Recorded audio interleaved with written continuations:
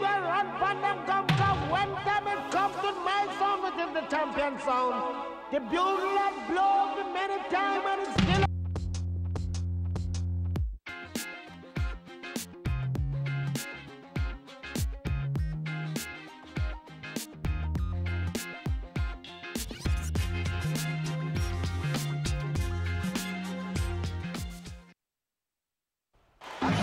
Hello, and thanks for joining us, folks, for this midweek NBA action on 2K Sports. Along with Steve Kerr and Clark Kellogg and our sideline reporter, Doris Burke, I'm Kevin Harlan. In the last two meetings for these two teams, the Celtics were handed a loss when they went up against the Bulls. Presented by State Farm, let's take a look now at the Boston Celtics opening lineup. Bass and KG, the big ticket, patrol the inside. Avery Bradley is out there with Lee. And it's Pierce in at the 3 slot. And for Chicago, their front court, Luol Deng, Carlos Boozer, and Joakim Noah in the middle. Jimmy Butler is out there with Heinrich. Well, what you love about Kevin Garnett is his ability to communicate defensively, to jump out and guard pick-and-roll situations, covers so much ground defensively. One of the great defenders the league has ever seen. So the Celtics called timeout, their first. And for players like Kevin Garnett, the big ticket who came into the league right out of high school in Chicago, sometimes the odometer, a bigger issue than age.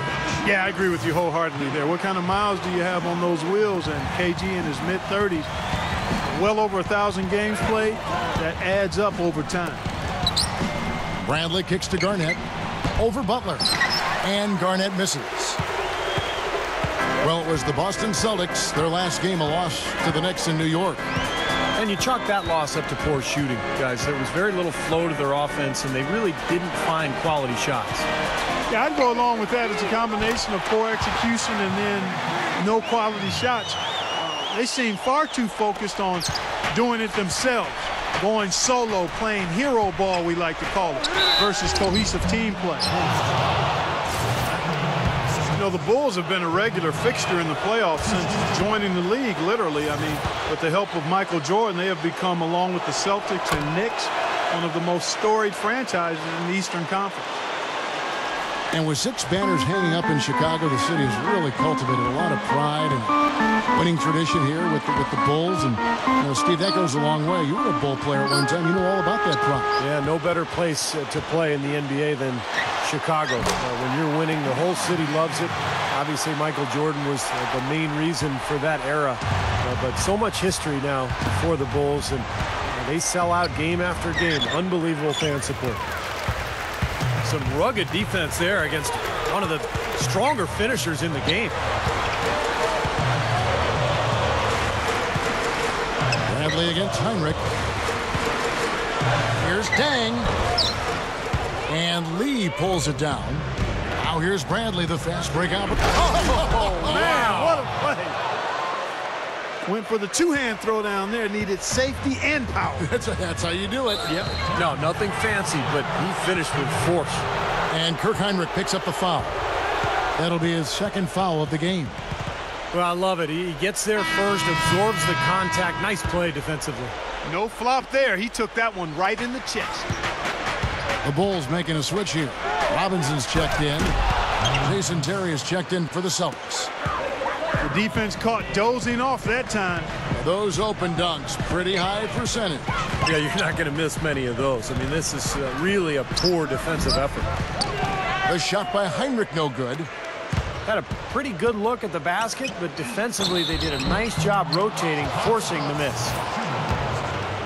You know, throughout the history of the NBA, the Celtics have been such a constant presence in the postseason that it's hard to imagine the playoffs without seeing the green. Every year the players change, but the Celtics mystique is always in it, and that team is always hanging around. Richard Hamilton's checked in for the Bulls. Heinrich kicks to Hamilton. Pierce with the steal. The finish. Hammers it home to polish off the break. I'm not sure which was better, the fast break or the steal that got it started. I think it was the defense, Steve, quite honestly. I mean, the whole play isn't even possible if he doesn't make the steal. Now here is Hamilton, averaging 10 points per contest. It's really the mark of a great franchise. Boston expects great things from the Celtics each year, and more often than not, Steve, they deliver. Yeah, you don't get all those banners that they have in that building without executing in the postseason. That's what this Celtics team has done the last few years. They play together, they play hard, they defend, and they're at their best when their best is needed. Nate Robinson's checked in for Kirk Heinrich. And I think Doris Burke has something for us right now. Doris? Guys, I caught up with Doc Rivers for a minute. He communicated to his players that when taking on Chicago, they have to be as physical as possible to match the intensity the Bulls bring. He said they have no problem banging bodies inside, and we shouldn't be afraid to respond. We can't be intimidated by them, and I want us to go right at them. Sounds like we'll have a physical game on our hands, guys. Thanks, Doris. And there's the foul. It's on Brandon Bass. That is his first foul of the game. Robinson against Lee. Robinson dishes to Noah. Well, they've started this game off with very sloppy play. That's 3 turnovers already. 3 turnovers, and guys, we aren't even halfway through the first quarter yet. This could be a really long night. Well, no doubt. I mean, we're going to see him take some 3-pointers. That's what he does. He's a great shooter from long range. So defensively, you've got to keep an eye on him and close out hard on him, make him put the ball on the floor. And you know something else I like about him? He's a down-in-the-trenches type of player. He's not worried about how he looks. He'll get to the floor after a loose ball. He'll sacrifice his body for a tough rebound without thinking about it at all. Well, Rip Hamilton, 6'7", south of 200 pounds, and he was built to run, a true greyhound, always in terrific shape, a nightmare to defend. And smart. Very. Pierce's shot is good. Strong first quarter. He's really made the most of his opportunities. Robinson passes to Boozer. Count the bucket. You know, the defense has to prevent the ball from getting down into that area if they're going to be successful, guys. Out of bounds, Celtics ball as Boston keeps possession.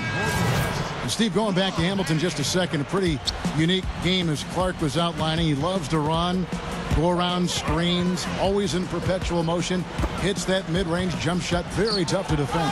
Yeah, that's old school stuff that Hamilton does, working without the ball. So many players these days need the ball in their hands to be effective. Hamilton prefers to be off the ball, where he can use that running ability to get himself open, and then he's got that mid-range jumper that feels like it's automatic. They get it back. Butler kicks to Dang. Drills the three-pointer. Dang's got 5. And here's Garnett looking for his first bucket of the game. Takes the 3. No good on that last second attempt there. Oh, we've seen some more. And the first quarter is in the books. Second about ready to get underway.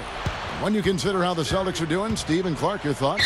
So difficult to get a shot off against this defense. They are really playing hard. Yeah, they're playing hard, and they pride themselves on making it tough for their opponents. And a chance here presented by Gatorade to see who's on the floor. All fueled up and ready to go for the start of the second quarter. On the floor for Boston. Brandon Bass and Kevin Garnett, the duo inside. Lee out there with Terry, and it's Pierce in at the 3 spot. Another trip to the line, and he's right on the mark.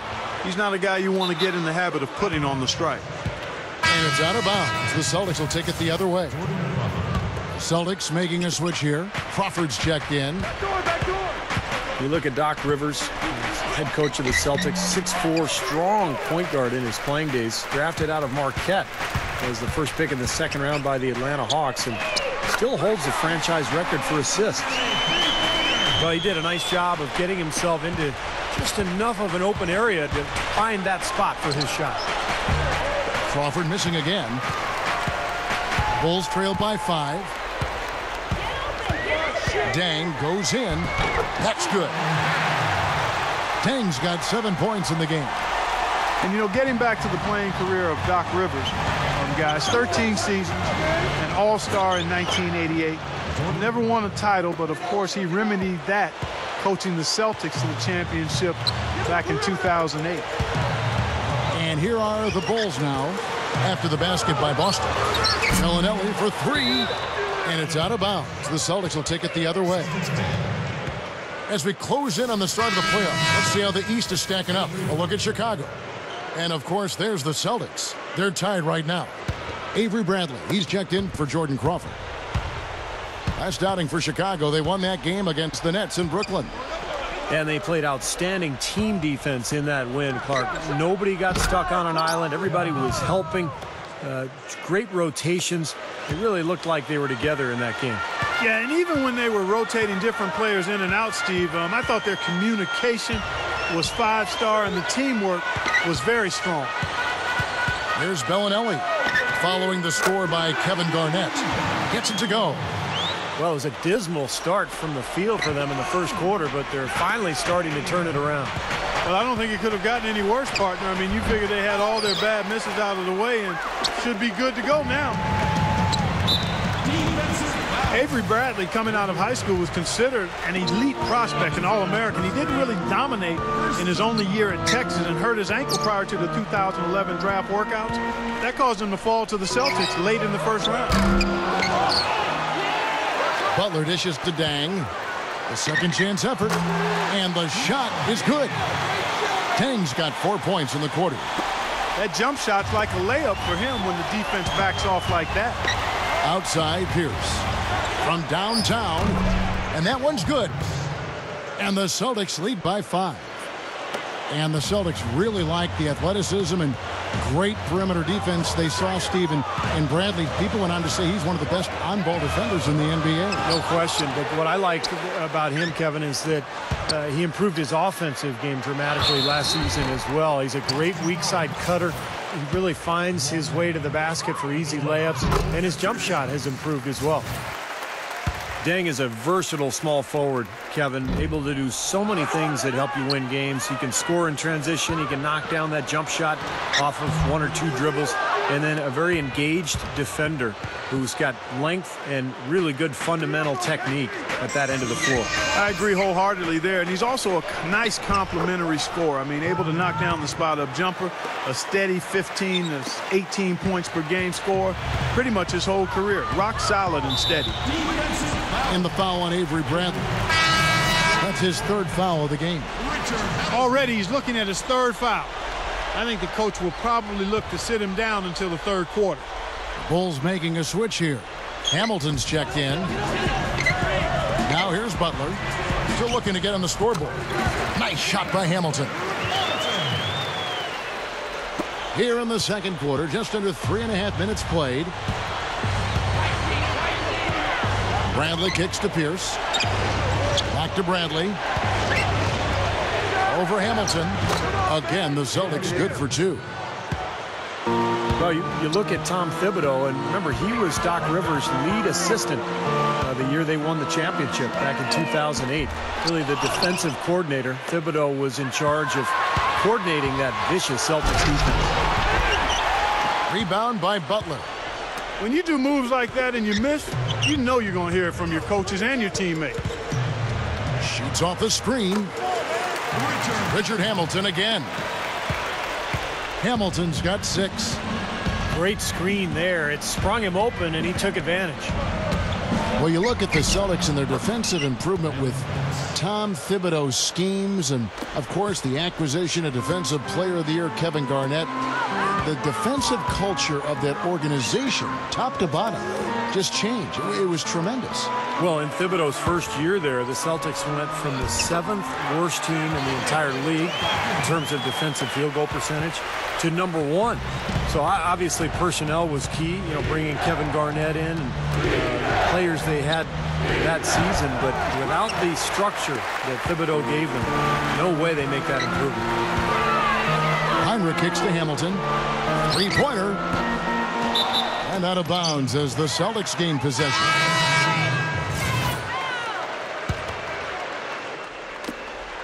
"15 seconds left to play here in the half.